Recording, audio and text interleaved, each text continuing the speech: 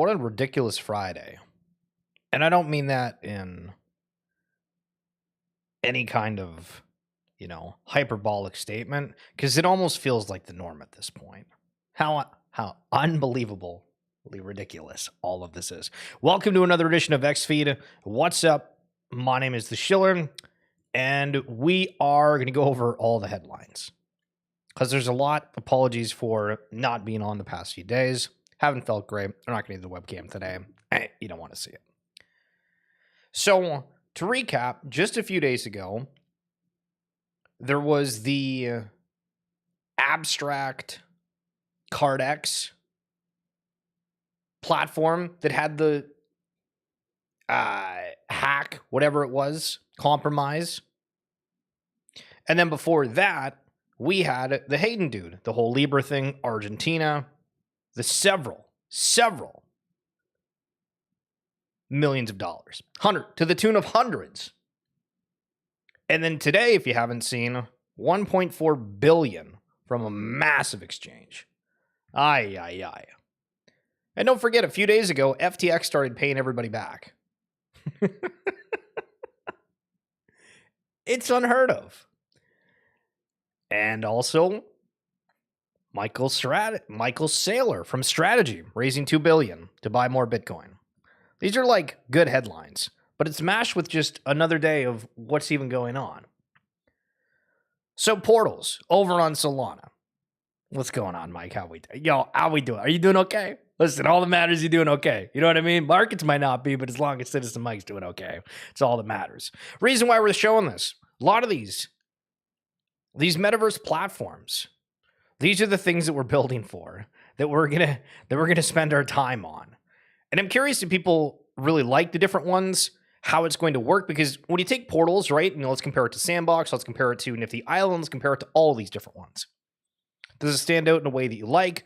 Does it have like a little tune for it? If you're a part of Solana, do you feel attached specifically to this one? Where for the other metaverse platforms, do you feel attached to them based on the network that they are in?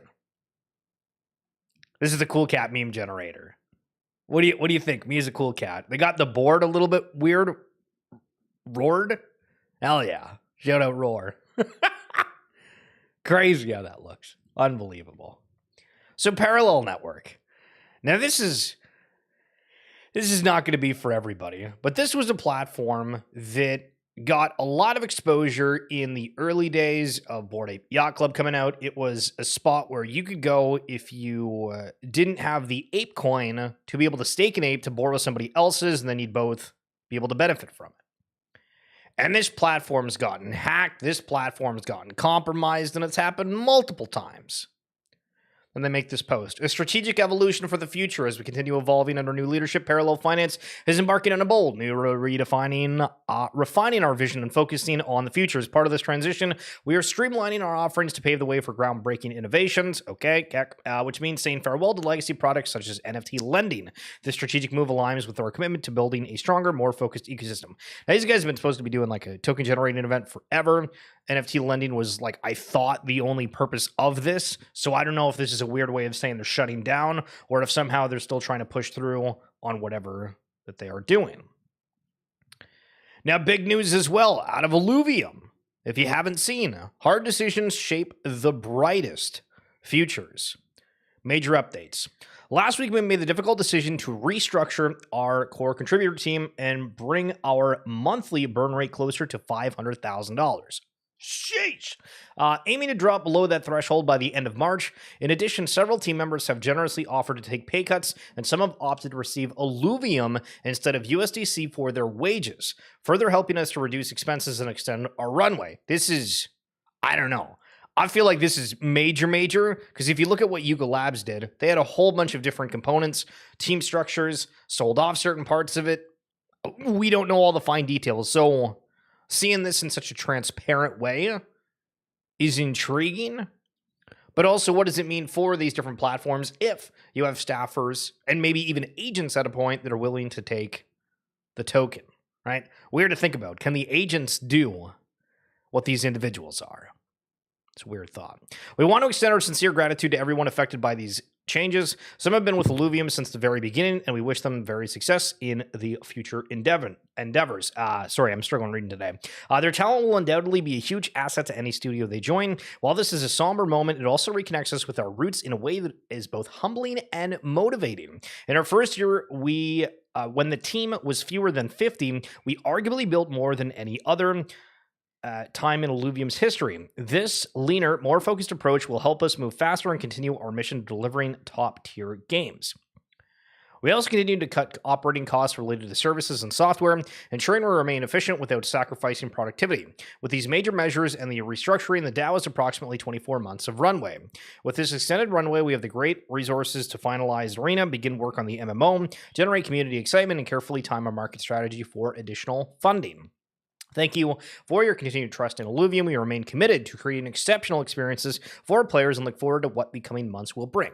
This is huge. Couple reasons. One, Illuvium is really well known in the space. Two, everything that happens within Web3 is sort of a reflection.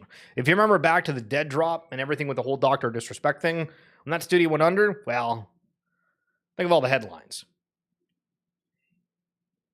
And what does it mean for the future? Because we see games like Marvel Rivals, who apparently fired their entire Seattle team. Again, I don't know how many people that is, but Marvel Rivals is a huge game. They're getting into esports. I think Saudi Arabia is trying to get involved with that as well. It's crazy. Then we have stuff like this. Also, we are over streaming on Abstract, if anybody is over on that. But Illuvium, the Breach game, let's see what that looks like.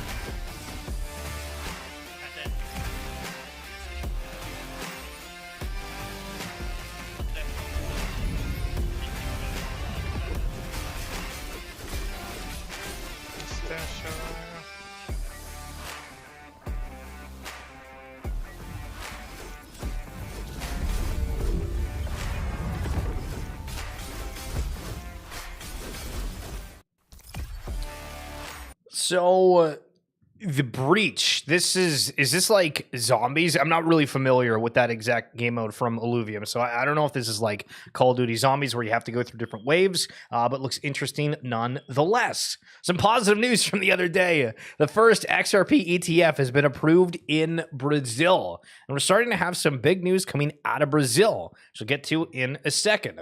Ryan Watkins, I'm tired of all this depressive prisoner of the moment crypto Twitter sentiment. Obviously, this is a few days ago before, I think this was before the Hayden situation with the 100 mil and before the like 1.4 billion today. Going to start writing more about the future because some of y'all are really losing the plot despite us being so close to the golden era we dreamed of. Can you imagine that whole Senate hearing or whatever with the crypto council? We're entering the crypto golden age. It's not aged well. Since they said that, it's not aged well. So I made a post the other day on this kind of topic saying, I really hope that somebody creates an experience that everybody likes. We just don't have that right now. I mean, you have people that are interested in different games, right? Like, I'm not doing this. We got friends on Marvel Rivals. We have friends on League of Legends.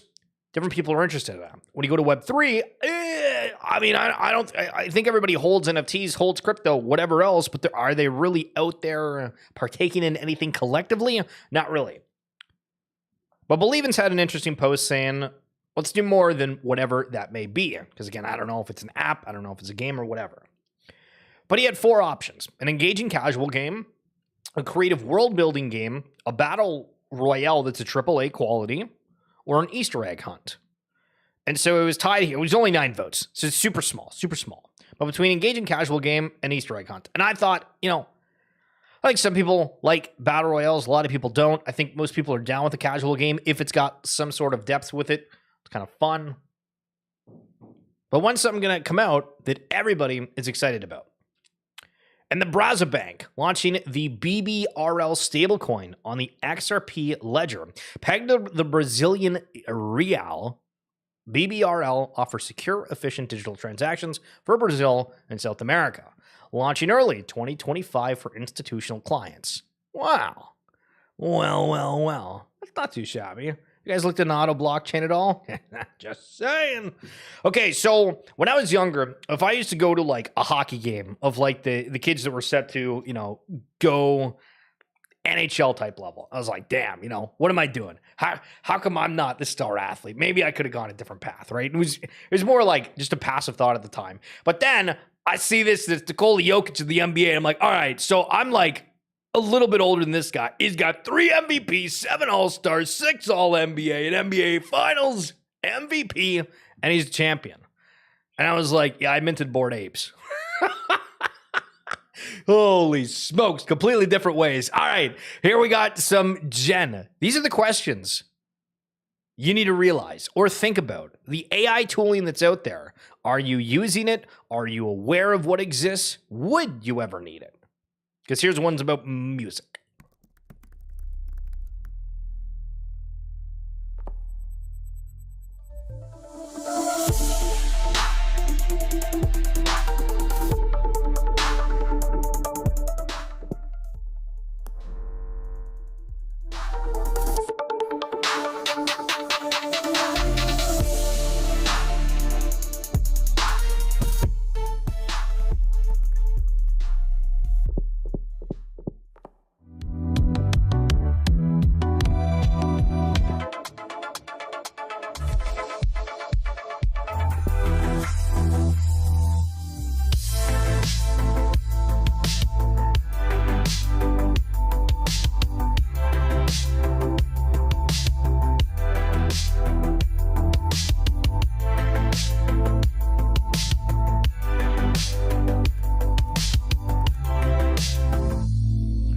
So I'm just sitting here and, you thought I was making beats for a second? Nah, that's crazy. Lindsay, how we doing, brother?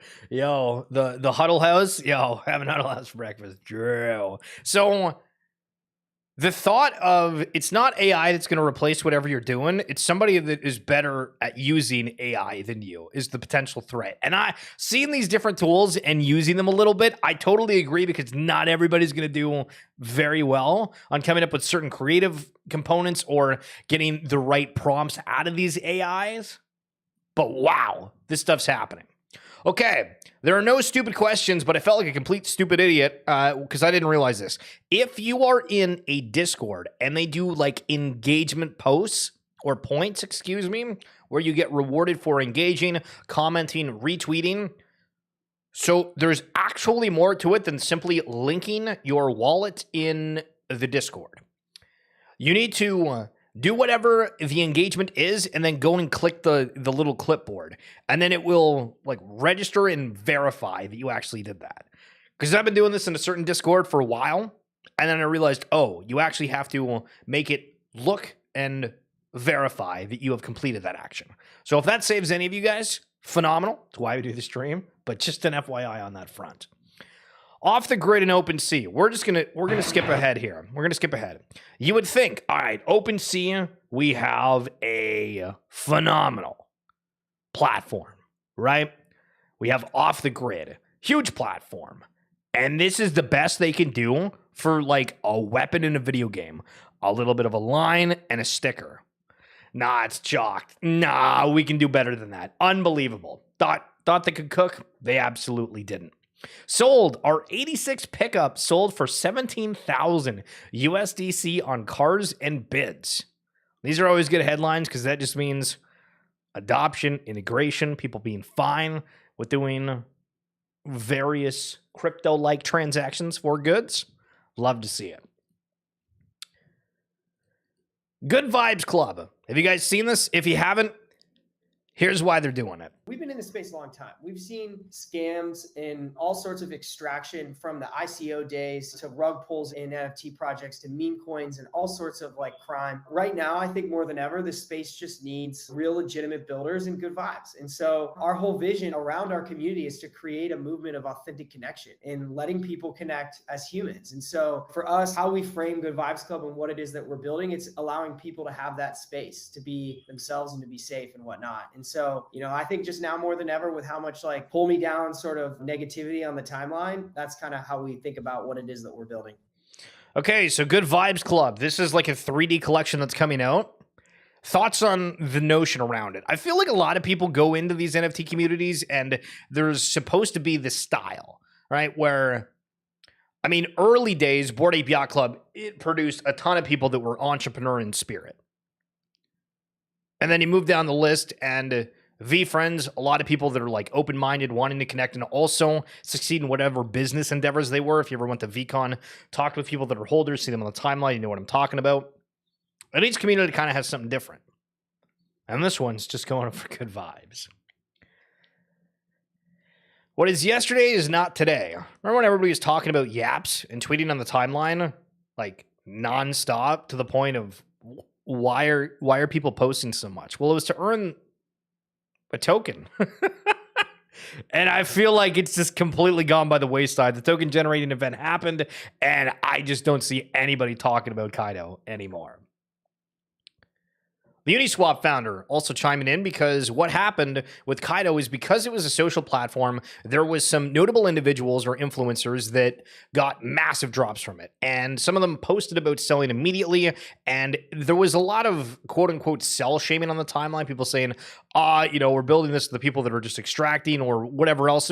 It's kind of whatever. But anyway, there's a lot of negativity around this aspect. And so Hayden jumps in saying lots of people sold their Uni airdrop back when it happened.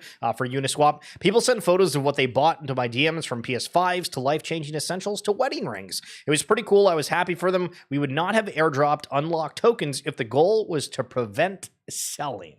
It's a nice little feel-good moment for that. So there was also this post that came out from like this Drake concert, right? And this post got 36.2 million views. And within this is people saying, pay for my stuff, because I guess at his concert he gives out free money for whatever reason. I mean, we've seen it with Taylor Swift, a lot of really successful artists. But somebody brought up in the comments about how all of these look like super AI. Like you can see the images are like flowing together. Fun Mateo's first holiday. This is all completely muffed unless there was somebody that was just kind of bad at drawing. This is all AI generated, but it was something that got 36 million impressions. So just realize how ingrained all of this is. All right, let's hear from the pain guy. Hi, I'm András Harato, but most people know me as Hide the Pain Harold. Thank you for the overwhelming support of the Pain token. I am turning 80 this year, a little bit older than you. I've been a meme icon of Pain since 2012. I'm glad I've made a lot of you smile. I'm grateful that I've met many of you in person. Many people have asked me why I called my meme coin Pain instead of Harold. Because this is not just about me, it's also about you. It's about everyone. Pain is intended to function as an expression of pain on the blockchain. Like other meme coins, Pain is completely useless. It is for painful purposes only. So don't invest what you cannot afford to lose. Unlike other meme coins, it is not political. It's not about dogs or cats. It's not about celebrities or influencers. It's about pain, the universal constant of life that every human shares. No pain, no gain. This is not financial advice. So the question with this is, when we have memes that are, I don't know, I guess like long-standing, do you like it more than something that's like flash of a pan on the weekend because something happened in a sporting event or political? It's really weird. It's really weird. If you thought, if somebody would have maybe guessed going into this year what the situation for meme coins would be, I'm like, yeah, the Pain meme guy was going to launch a token. Yeah, nah, that wouldn't be it. So Connor McDavid, oh Canada, what a game, what a game. So Connor McDavid scores, and I was like, I wonder what this dude's X profile looks like.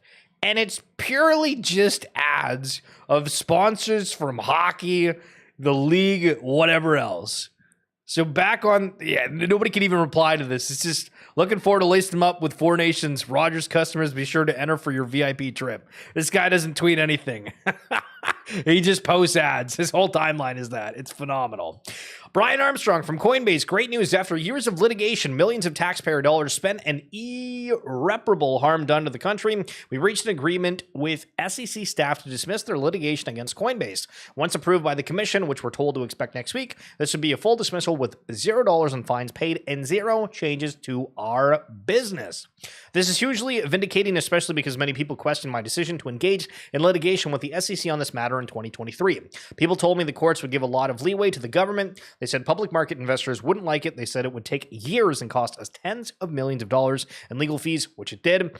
They said the agency would use mafia tactics like trying to pressure other companies not to work with us while the lawsuit was underway, which they did. But I knew a few truths that helped me make it an easy decision to fight them in court. The SEC was wrong on the law.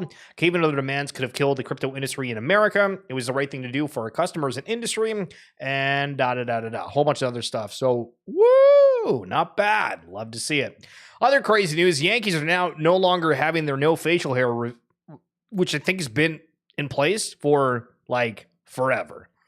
So kind of wild that we're having all these shenanigans, and also the Yankees are throwing in their piece of the pie. So JL, who talks about Cool Cats a whole bunch, made this post. I thought it was interesting because it says, if only Luka Nets and the Pudgy Penguins had a meme machine like the Cool Cats and Futureverse, then they could have been stealing all the memes a long time ago. And this is where it kind of comes into a lot of the times within the space we have, like, we're only into like what we're into, because I'm pretty sure that Pudgy Penguins has a meme machine, but it's specifically in their Discord. So like if you're not within that community, not within their Discord, seeing that sort of stuff, you just wouldn't know that, right? So there's a lot of things that we think, oh, this is this way, when it's like, it's not.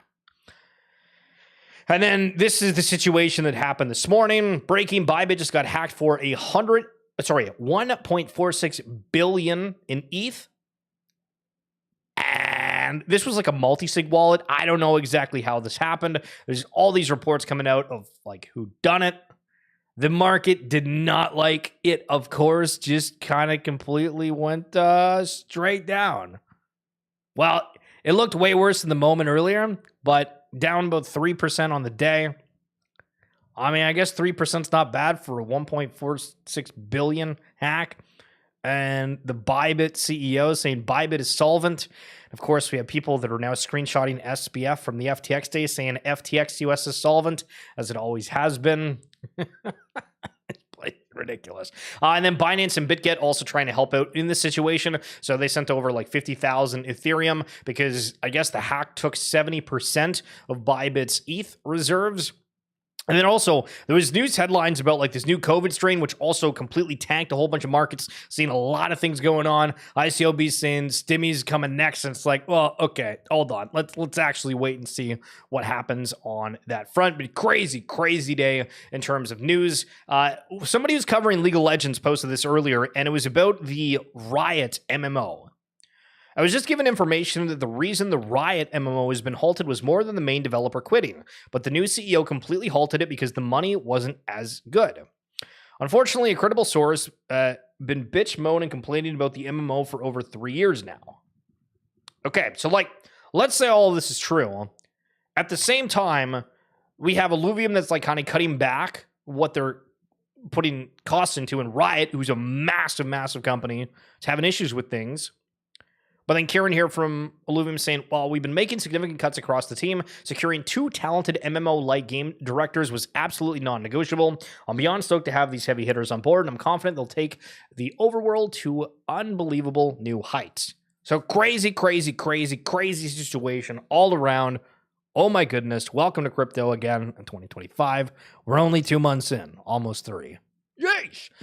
Citizen Mike Hunar, thank you so much for coming through. That's going to be it for this edition of XFeed. You guys are wonderful. I will see you on Monday. Thank you. And earlier, if you didn't see, we posted a video of me interviewing the Tattoo World team. So tattoos in the metaverse, a digital landscape.